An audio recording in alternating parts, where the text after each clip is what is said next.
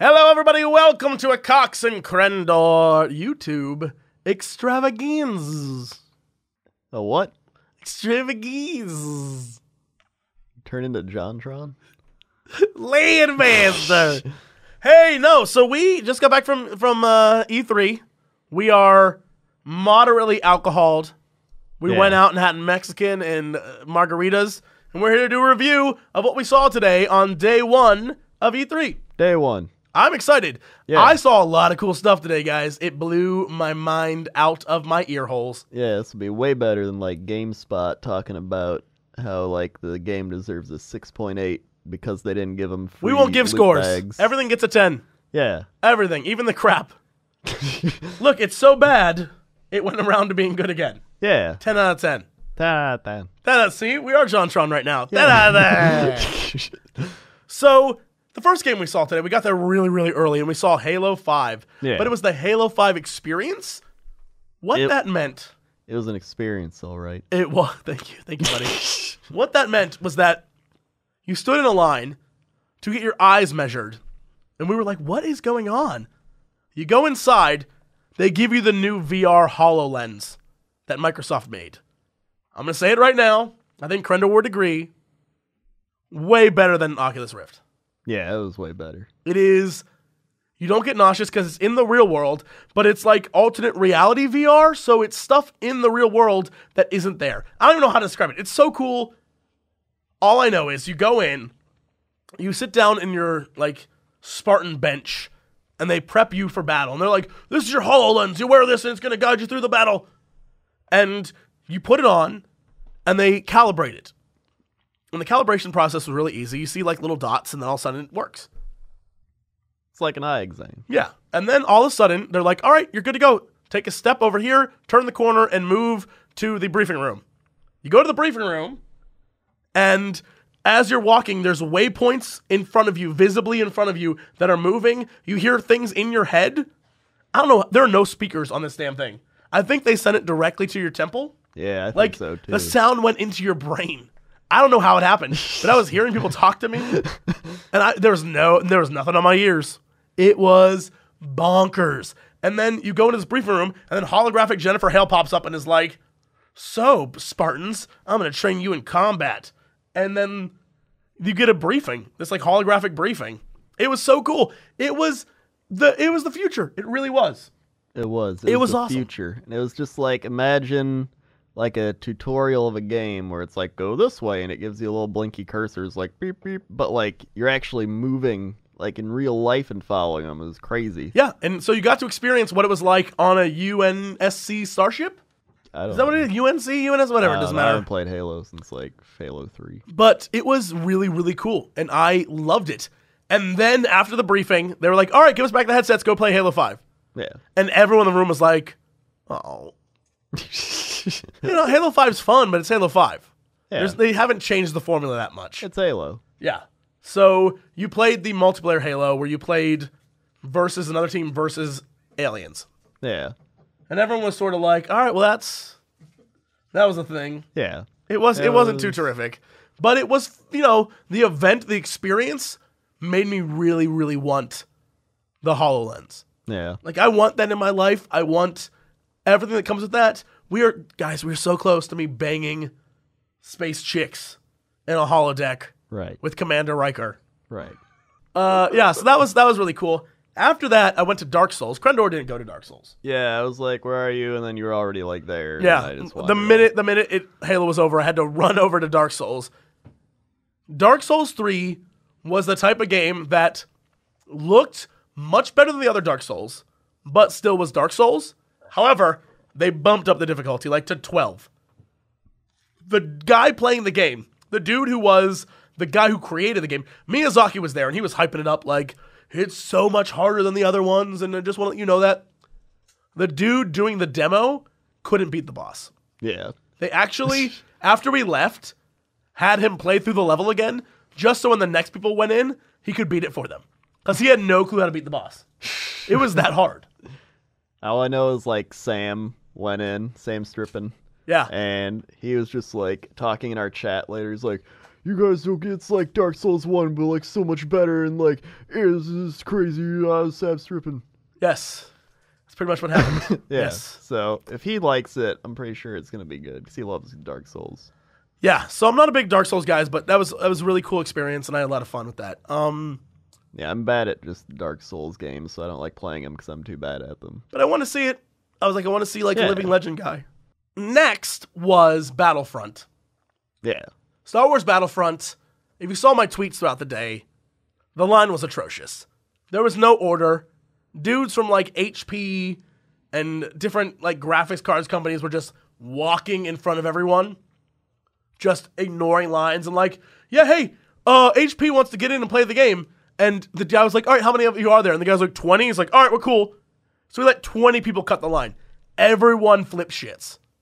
Everyone. No one was happy. So there were 3 lines. There was a normal line, a VIP line, then the special line, and then the extra special line.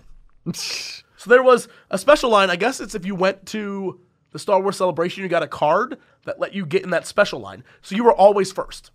Yeah. Then there was the VIP line, which was if you had the VIP thing, which I had, you were next. Then it was the people who were waiting in the normal line. So when they let people in, they let them in that way. So the normal line people are just... We're totally screwed. Totally, super screwed. But then apparently there was an extra special line that no one saw because they just opened it up. And if you were with IGN or GameSpot or you were with HP, you could just walk in. They'd be like, hey! And they like pull them in. And everyone in the line got more and more mad. And they were just like, I can't believe this is happening. Oh yeah, so I was furious. But finally got to play the game after waiting for... I had a 2-hour booth tour with EA. That's the only game I got to play. Because it took 2 hours to play it. Even in the VIP line. Yeah, even the VIP line. Yeah, it was a mess. But the game itself is a lot of fun if you're playing ground combat. If you're playing as a soldier, it plays like Battlefield, but it's Star Wars. It's like a really great Battlefield mod. It was a lot of fun. I thought the mechanics were pretty cool. I liked the way the game played. I liked that you could have jetpacks, you could have grenades, you could have all these different things. You have 3 little options. I thought it was really cool. The minute you got into the flying part of the game, where you could fly around in a TIE fighter, you could fly around in an X-Wing, you could fly around in a speeder, the mechanics are so just awful. Just awful. The hit detection is bad. You can crash into things that aren't there. There is... Like, the map was so small that by the time you flew out to the edge of the map and came back, the turning radius of your X-Wing was so slow that you wouldn't have time to fire on the damn walker, because if you tried to dip down to fire at the walker, you'd crash into an invisible wall of the walker. You would just explode. And I'd be like, well, wouldn't that kill the walker? It worked on the Executor at the end of Empire Strikes... or Return of the Jedi. Yeah. The A-Wing pilot crashed into it, and that's how they won the battle. Yeah. Nope. You do no damage to the invisible walled AT-AT. It was so silly. Like, then when you play as the speeder and you try to bring down the AT-AT, if you are in that ship and you latch onto it, just like in the movie where you try to spin the rope around it, a minigame pops up that is like trying to tell you how to play. The problem is it doesn't alert you to the fact that it's a minigame. It just is there. So the first time I tried it, I had no clue what I was doing. Like, there was nothing to tell you. It said, keep centered or keep your balance or whatever it was. Yeah. But it didn't tell me how. And I didn't realize till later there was a mini game on the side that was like, keep the bar in the middle. And they tell you, like, press A to shoot. You would think they'd tell you a really important thing like that. They definitely don't. It was a fun game. The flying was shit. Yeah. It was bad. The flying was really bad. So it makes sense when they talk about how a lot of people are like, well, there isn't even, like, space battles in the game. That's because the flying isn't really flying. When you fly an X-Wing, you're controlling the difference between the firepower and the thruster. It's all the same. And you control the like, pitch of the ship. But you can't really do much with it, and you can't control the number of times you fire. If you're far back and you have a lock on, like an AT-ST, for example, and you start firing, it's like, pew, pew, pew, pew, pew, pew, and suddenly you're out of ammo and has to recharge. And you maybe did 6% damage to it. And then you fly around, and you have to come back around and fire more. And you're like, every time I do a run, I do 6% damage. The time it takes to do a run is about 30 seconds. Mm-hmm. it's going to take me forever to kill this thing. It's pointless. Why would you get in a flying craft? You do no damage. But what if they tweak the damage? Then would it be good? It'd still be shit mechanics, but it'd be better. Oh. Yeah. The flying part was awful. It was horrible. And you would hit cliff walls that weren't there. Like, you'd be flying in a canyon, and suddenly you explode, and it'd be like, suicide. You're like, what the fuck killed me? And there's nothing in front of you, nothing around you. You just exploded. You'd think the air like combat and stuff would be like Battlefield. You would the ground think, combat's like you Battlefield. would think. Totally not. I played as the Rebel, so I don't know what it was like to be in the Empire, but from what I heard from the guys who played Empire, the AT-AT's on rails. So it just walks to its location, but you can be in it. And shoot stuff? Yeah. And you can call down orbital strikes. It's really cool. But you can't really do anything else.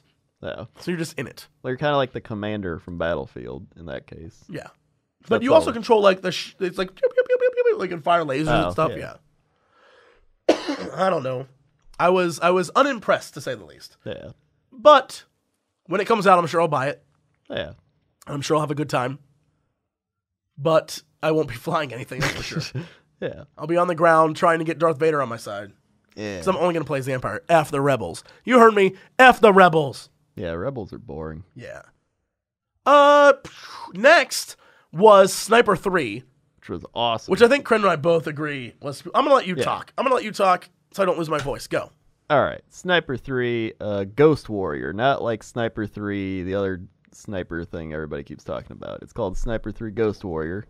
And it's kind of like an open world... Far Cry-esque like sniper game, but instead of being all like Far Cry, like I'm gonna run around arcade style and shoot everything, it's more like strategic, and that makes it really cool because like you got to stealth around, and like the sniper, the actual sniper, like when you zoom in, it has like you got to adjust your sight and adjust the like calibrator thing, and like it takes into account the weather and the humidity and the wind and like everything. It's cool. And the world is one where everyone is aware people are trying to get into, like, the base, for example. So there's booby traps everywhere. There's other snipers trying to find you. And the entire time, you can use sniper sensors. It's basically like the Witcher sense from Witcher. But you can see tracks on the ground and sort of follow tracks of where people have gone. You can, like, line up shots on guys if you can pinpoint where they're at and, like, set it up so crazy stuff happens. Yeah. There's a lot of cool stuff that happens in that game. And it's basically an open world game, much like Far Cry is, but 1,000% more realistic. Yeah, like they're going for realism. He kept saying that, like, we're going for realism. Yeah, it's like one of the things that we have in the game is no one goes out for a smoke break. Like, you don't have soldiers who, in the middle of nowhere, just like walk around the corner and stand there. Everyone's doing something. Everyone has a purpose. Yeah. And so everyone's trying to do something in the world. And so you're not going to just find people standing around. So there's no easy sniper shots. Yeah. So you have to set stuff up, and you have to, like, sneak around and stab guys with knives, and you don't want to be detected, because the minute you're detected, everyone comes for your ass. Yeah. And it isn't like you can run away. You can try to run away, but dudes in helicopters and shit will find you. You're by yourself. I was like, this is great. And you can actually impact the story, because, like, I think he said the commander guy was, like, the big thing where it's this, like, Russian commander guy, and he's walking around. Yeah, in the demo, yeah. Yeah, you can kill him early, and that disrupts the story and, like, takes it a whole different way. Or you can let him live and, like, keep going, and then, like, the story progresses, like, through him. Yeah, because every target in the game has its own story, and it builds on the overall story. And so, like, what you learn is, if we were to kill the commander early on, we could, but he's also like, you could go and you could use this camera to find out that the commander is in a relationship with a nuclear scientist. Yeah. The nuclear scientist. And there's like a scene where they're just like making out. Yeah. And he's like, I feel like I'm a voyeur. And we were like, keep it on. And so you can kill him at any point in time. But if you follow him and watch him, you get more story. And you sort of learn other things that you can then use later on. Yeah, so you have to determine, like, if they're worth killing. Or when they're worth killing. Yeah, or when they're worth killing. Yeah. The last game we saw was Total War Warhammer. I don't think you saw that. I saw that. You saw that. I see it tomorrow. It is really, really cool. Actually, yeah, you see a lot of stuff I don't see. Or I saw today, tomorrow, or Thursday. So we'll have, like, Crendor updates as the week goes on. Crendor actually didn't see much today. No, I didn't see a lot. But, so Total War Warhammer is Warhammer and Total War combined. So imagine a Total War game with the massive battles, but with Warhammer characters. And everything's different. And like the greenskins have crazy greenskin stuff. And the Empire has crazy Empire stuff. And there's like Skaven and all sorts of crazy shit in the world. It's awesome. The one thing we didn't get to see... Blood Bowl 2. The one thing we didn't get to see... Crendor is going to see Blood Bowl 2, I think. Yeah, I am. The one thing we didn't get to see in Total War Warhammer was... They only showed you the battle mechanics. They didn't show you the like world mechanics. So I'm really curious what it's like to create a civilization as the Greenskins versus a civilization as the Empire. Because they have to be two different things. Yeah. Like, as a Greenskin, your civilization can't be the exact, like, it can't mimic what it's like to be in the Empire and just be Greenskins. Like, you can't just change the buildings or, like, the units. You have to change the entire gameplay because it's an entirely different society. Yeah. So, we'll see what that's about, but they didn't show that. What else was there? Was there anything else? Are we done with this little review? I think so. I mean, Sam saw Blood Bowl 2 and he said it was good, so I'm excited. You're a man who only cares about like 3 games. You mean that Blood Bowl, League of Legends. League of Legends, and Blizzard stuff.